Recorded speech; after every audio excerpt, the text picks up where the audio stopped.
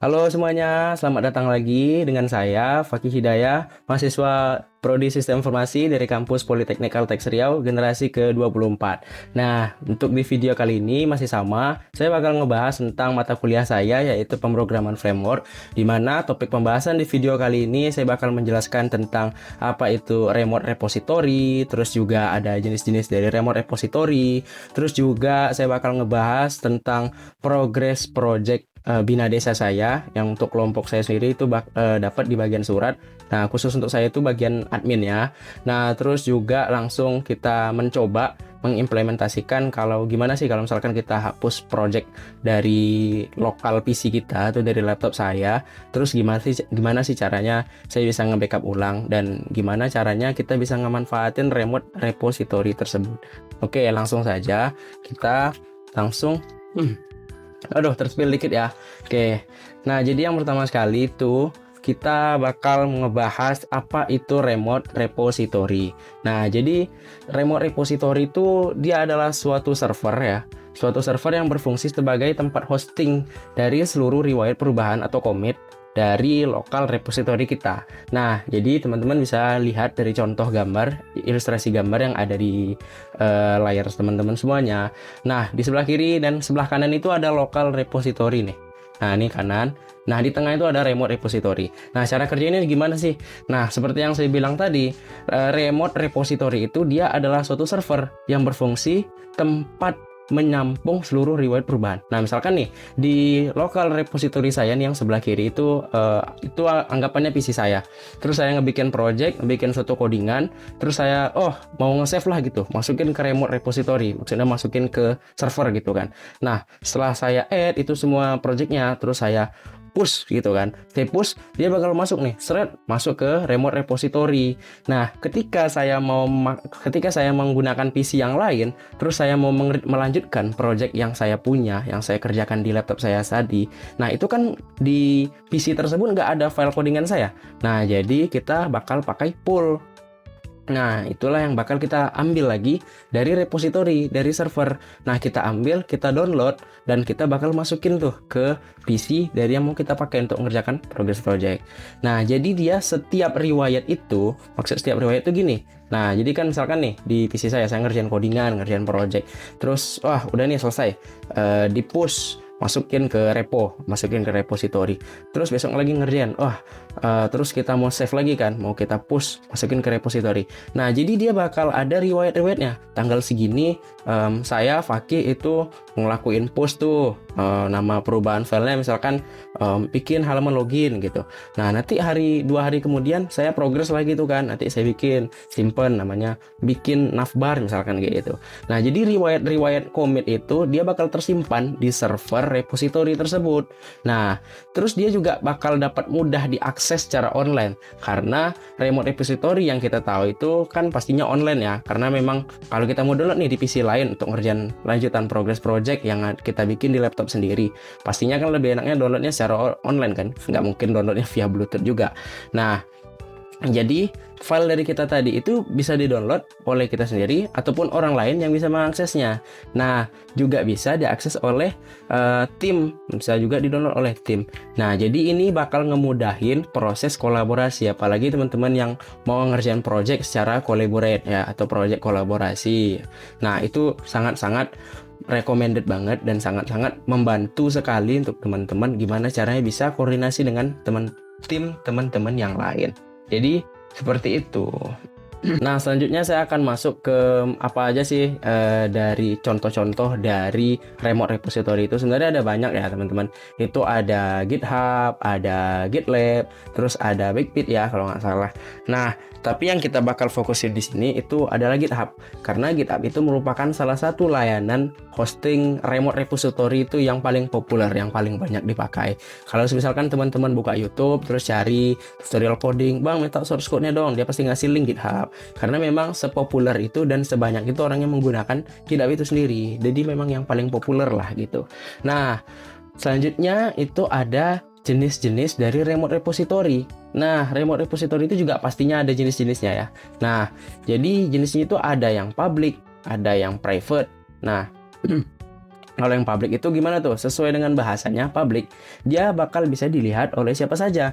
Jadi misalkan nih teman-teman, misalkan saya sendiri nih, saya ngupload nih project saya, masukin ke remote, saya push, masukin ke GitHub gitu. Nah, terus saya set dia public. Maka orang lain yang mencari nama dengan sesuai yang saya simpan itu bakal dapat melihatnya. Nah, itulah yang dilakukan oleh YouTuber-YouTuber yang mau membagikan source code-nya melalui link GitHub. Nah, sedangkan yang private, yang kedua, private repository, itu hanya dapat dilihat oleh saya sendiri jika saya menguploadnya. Jadi orang lain itu nggak diberi akses. Itu analogi yang sama. Misalkan teman-teman tuh mau ngupload file di Google Drive.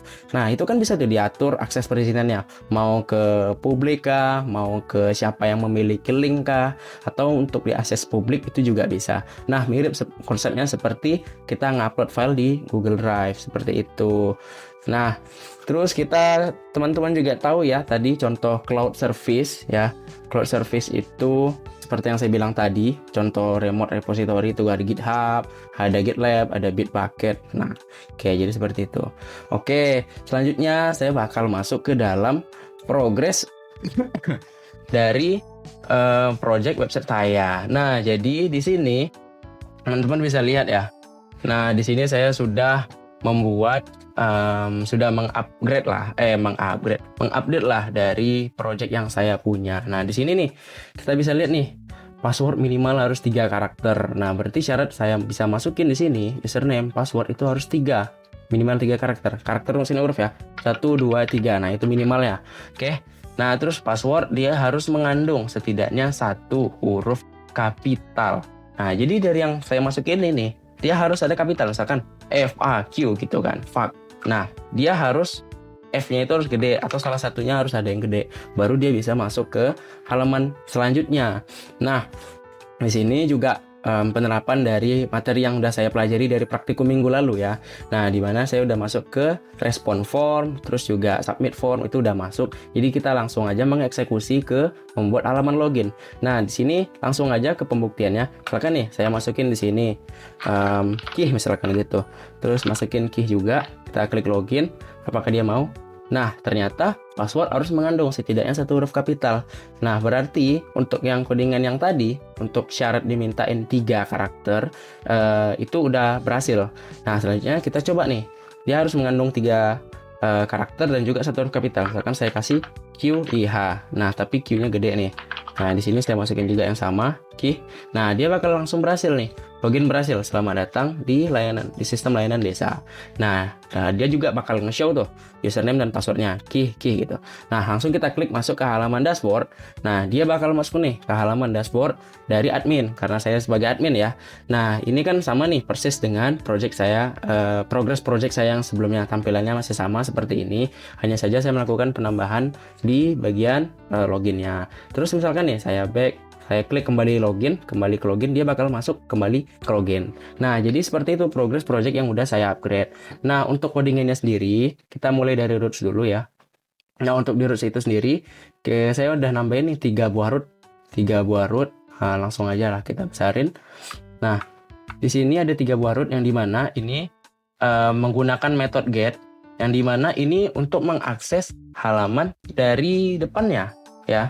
Nah, sedangkan untuk method post itu dia bakal masuk ke ini controller store. Nah, di sini dia bakal ngeproses tentang loginnya, apakah udah sesuai nih kriterianya atau belum. Jadi seperti itu. Kalau ini untuk mengakses ke halaman indeksnya. Nah, terus selanjutnya ini root get. Nah, ini method get ya. Nah, di sini dia bakal menampilkan halaman indeks dari admin controller. Nah, jadi dia bakal menampilkan, nah ini admin controller ya, admin controller dengan metode index. Kita langsung buka index. Nah nih index ya. Nah disinilah tempat data dummy saya sesuai dengan progress project saya yang kemarin. Di sini saya ngebikinin variabel data, terus saya masukin nih di sini data dummy, dan dia bakal nge-return view ke dashboard.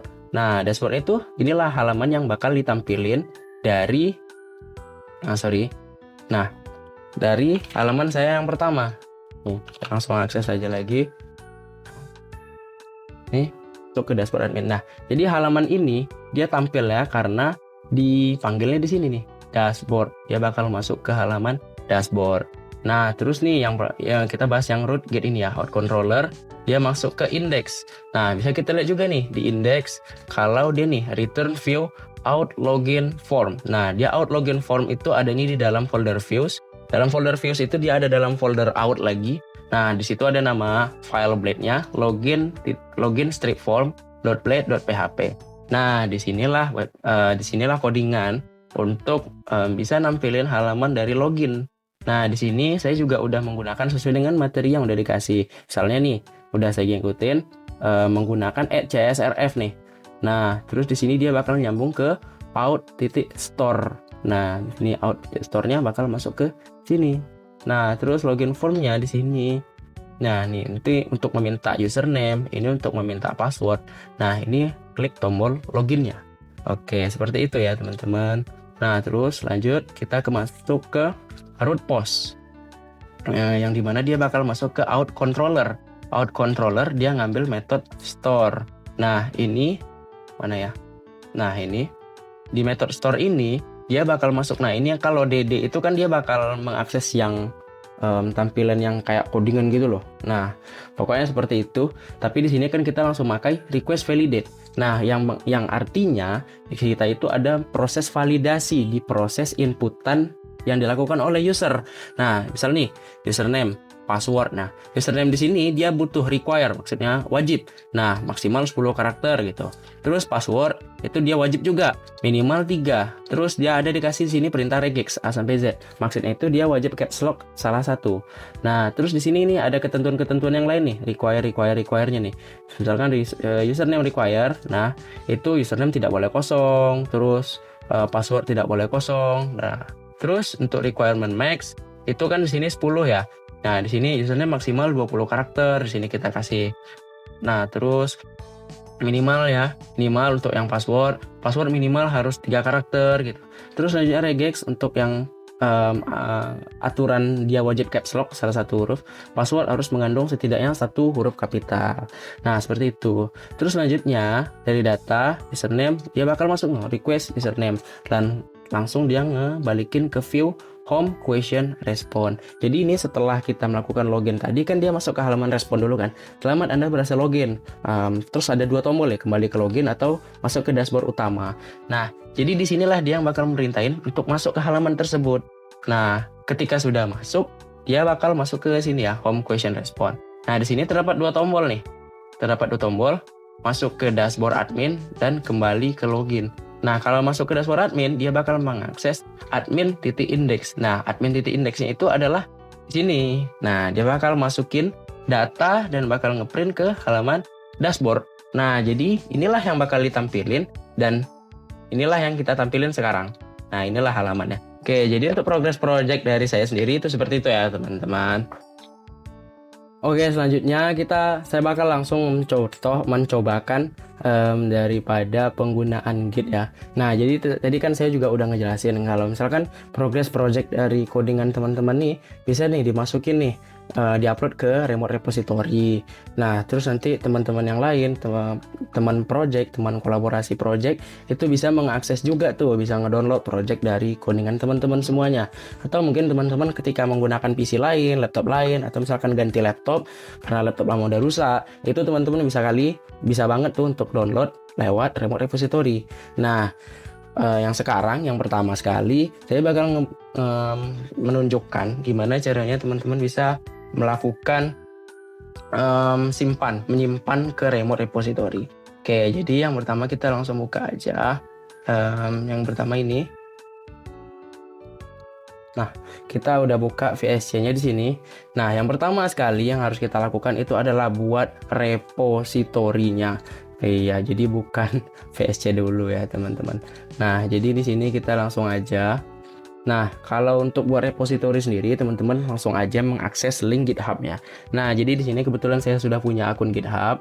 Ini Fakih SIB, Fakih 2 SIB. Nah, jadi seperti ini.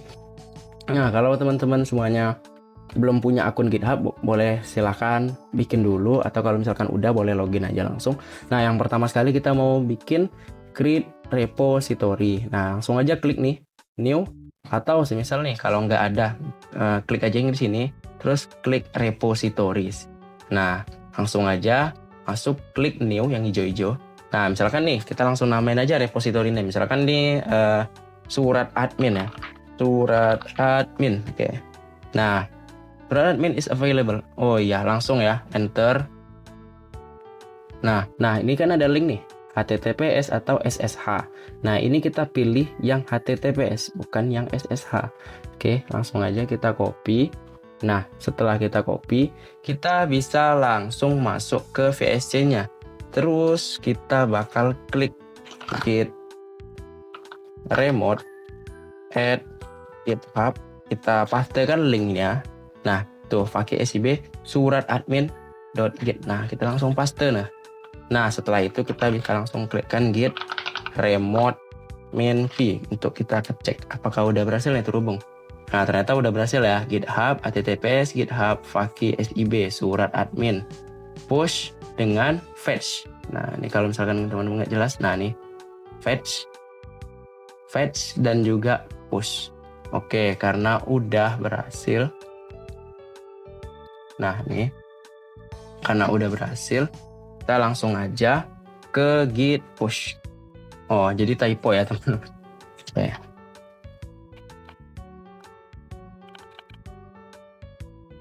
Oke, nah ini git push main set main upstream git master. Oke, nah jadi dia bakal muncul pop-up seperti ini. Kita langsung sign in with your browser aja. Kita langsung klik. Nah, dia bakal masuk nih ke halaman tampilan. Nah, memang tampilannya di sini cuma hitam aja. Nah, ini karena di dark mode ya, karena laptop saya dark mode, makanya tampilannya hitam aja. Tapi kalau teman-teman tampilannya mungkin nggak dark mode, dia bakal tampilannya putih. Nah, itu bukan tanda yang nggak berhasil, tapi berhasil. Nah, bisa kita lihat nih di sini di terminal itu dia udah berhasil. Nah, tuh compressing object. Nah, jadi di sini udah tandanya udah work ya teman-teman semuanya. Nah, terus selanjutnya kita bakal coba nih git status. Nah, kita git status. Nah, nih ini tandanya untracked file. Nah, jadi di sini belum ada yang kita git commit. Nah, belum ada perubahan, belum ada yang kita coba commit.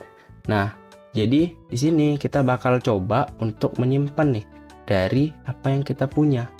Nah, di sini kita kan udah punya project nih tadi. Saya udah punya progress project. Kita kasih git add titik.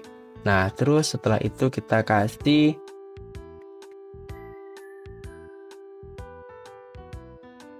nah, selanjutnya kita bakal ketik git commit min m.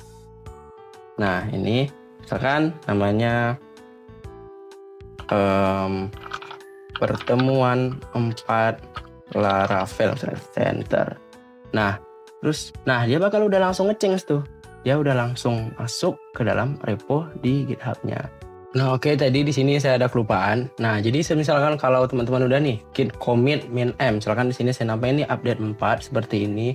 Terus yang selanjutnya kita lakukan itu adalah oh ya, ini tadi karena saya ada kesalahan sedikit yang dimana ada pertukar branch ya. Nah, jadi di sini kita bakal menjalankan nah, di sini kita bakal menjalankan git push min u GitHub master min force. Nah, di sini karena saya branch-nya baru. Oke, tapi kalau misalkan teman-teman nggak branch-nya baru, langsung aja git push min u GitHub master. Oke, jadi seperti itu. Nah, jadi di sini kita bisa langsung lihat aja. Nah, di sini udah ada 5 commits ya yang terakhir. Nah, di sini udah masuk nih update part 4-nya. Nah, jadi ya ini FYI ini tadi saya ada kesalahan sedikit ya, dimana saya solvingnya dulu. Nah, di sini udah berhasil. Tadi sempat ganti branch juga. Nah, jadi di sini udah berhasil langsung masuk ke GitHub-nya. Nah, jadi di sini codingan teman-teman itu bakal masuk. Di sini ada perubahannya. Nah, di sini tadi saya nambahin nih, ada saya edit. Saya Fakih. Nah, di sini saya ngedit ini. Nah, jadi seperti itu ya teman-teman untuk proses dari kita mengupload ke remote repository dari GitHub itu sendiri. Nah, oke, selanjutnya saya bakal menunjukkan gimana kalau misalkan teman-teman nih ganti laptop, ganti PC, atau mau ngerjain progress project teman-teman semuanya, tapi file itu nggak ada loh. Nah, jadi kita langsung saya bakal contohin aja. Misalkan di sini, nah di sini kan project saya surat admin ya. Nah, misalkan nih saya hapus aja. Nah, ini saya hapus. Nah, terus oh ya, karena dia lagi ngebuka ya. Nah, pertama saya close folder dulu. File close editor, sorry salah. Close folder dulu. Nah, di sini ketika saya sudah close folder, saya coba langsung hapus saja. Oke, sudah saya hapus. Nah, gimana caranya saya bisa nge-backup? Nah, yang pertama itu caranya teman-teman buka file. Nah, buka folder. Tapi jangan buka folder yang tadi ya. Nah, ini Laragon. Nah, tadi di sini ya, di dalam www. Nah, di sini kita kliknya www aja. Nah, di sini kan ada terdapat nih Faki. Nah, ini ya saya terus saja dulu. Nih di sini ada Faki Lembu, ada Laravel Web. Nah, jadi di sini teman-teman yang pertama kali buka terminal. Nah, kita cari terminal, mana terminal? Nah, di sini kita klik new terminal. Kita kasih git clone. Nah, untuk git clone-nya itu sendiri kita buka dari GitHub-nya. Di sini, sorry. Nah, ini http. Nah, terus kita bakal langsung saja git clone. Nah, kita kasih surat admin. Kita langsung enter. Nah, dia bakal ngelakuin cloning. Nah, di sini prosesnya kita bakal tunggu saja sampai proses downloadnya selesai. Nah, di sini kan dia sudah ada nih surat admin. Nah, ketika sudah selesai surat admin, coba kita lihat. Nah, di sini kan env-nya example. Nah, di sini env-nya example. Nah, yang pertama, yang selanjutnya kita bakal ngelakuin Composer update. Nah, kenapa Composer update? Karena dia ada beberapa folder di sini yang hilang. Nah, sebenarnya itu ada opsinya mau Composer update atau mau Composer install. Nah, tapi di sini saya bakal contohin aja Composer update. Bentar, lagi ngebug ya. Nah, Composer update. Nah, di sini dia bakal mengupdate Composer untuk file projectnya. Nah, oke, salah. Nah, selanjutnya kita bakal close folder dulu ya. Nah, di sini kita bakal open folder. Nah, di sini kita bakal open folder Laragon. Nah, di sini saya bakal buka surat admin ya. Nah, di sini kita X-kan dulu. Nah, di sini kita buka nih, ada env example-nya. Nah, yang pertama itu kita bakal buka terminal dulu. Nah, ini kita bakal bikin Composer update. Nah, dia bakal loading Composer repositories with package information nih. Nah, jadi tadi salah ya, karena tadi di luar ya, masih di luar filenya, masih di luar folder project. Jadi dia harus masuk dulu ke dalam. Nah, jadi kita tunggu aja prosesnya sampai selesai. Nah, oke, di sini prosesnya sudah selesai. Nah, kalau sudah selesai, nah mungkin kita bisa lihat nih env example-nya tadi. Dari tadi saya tunjukin ini, tapi saya nggak ada eksekusi nih env example-nya. Nah, jadi di sini kan namanya example. Jadi kita nggak boleh mengedit ini. Jadi kita langsung bikin aja namanya .env. Nah, tapi seluruh file yang ada di sini kita copy dan kita pastekan ke di sini. Nah, begitu. Nah, seperti ini. Nah, ini kan perlu diubah lagi ya. Nah, jadi di sini saya bakal mengubahnya. Langsung saya skip aja. Nah, saya sudah selesai mengeditnya dari file env-nya. Selanjutnya kita bakal php. Nah, ya, sebelum itu saya bakal ngejelasin juga. Nah, jadi di sini, nah, ini kan terdapat perbedaan nih. Di sini key-nya kosong. Jadi di sini kita bakal perlu php artisan key generate. Nah, dia bakal mengenerate key-nya. Nah, dia langsung muncul tuh app key-nya. Paste. Nah, gitu. Oke. Nah, jangan lupa kita untuk pastikan lagi php artisan migrate.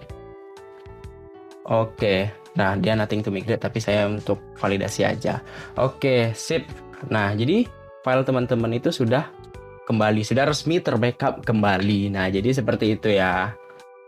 Oke teman-teman semuanya, mungkin untuk video progress project dan juga video di pertemuan 3 ini, atau mungkin di praktikumnya pertemuan 4 ya, videonya yang ketiga, mungkin cukup sampai di sini saja, karena sudah selesai juga, saya sudah menjelaskan tentang apa itu remote repository, apa itu contoh-contohnya, misalkan saya tadi contohin ada GitHub, ada GitLab, nah terus saya juga ngelaporin juga progress project saya tentang Bina Desa, di mana saya memegang admin di bagian surat, terus saya juga sudah mencontohkan gimana penggunaan commit untuk membackup project dari teman-teman semuanya ke GitHub. Terus juga saya juga sudah mencontohkan bagaimana cara untuk membackup file project jika misalkan teman-teman laptopnya ganti atau mungkin mau ngerjain project progress coding dengan teman-teman udah diupload ke GitHub tapi beda PC, beda laptop gitu. Nah, gimana caranya? Tinggal install ulang aja. Nah, tadi juga sudah saya praktikkan gimana caranya. Mungkin segitu saja yang dapat saya sampaikan. Jika ada kesalahan, saya minta dikoreksi. Wabillahi taufik wal hidayah. Assalamualaikum warahmatullahi wabarakatuh. Sampai jumpa di video selanjutnya. Bye-bye.